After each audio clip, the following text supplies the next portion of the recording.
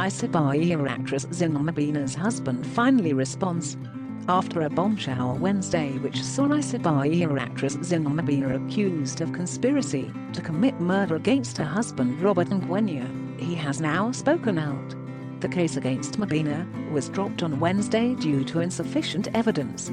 She claimed that the allegations were a mischievous attempt by her estranged husband, saying she was in an abusive relationship.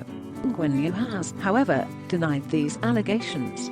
As an activist and a patriot of the Ngwenya Foundation, which focuses on aiding those who cannot afford to school and rescuing kids who are from broken families because of many things including abuse, I took these lessons to my family.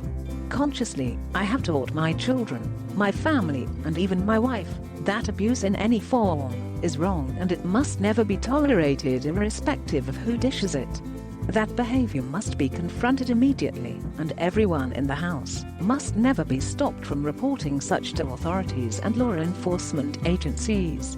It is a principle I teach and live by.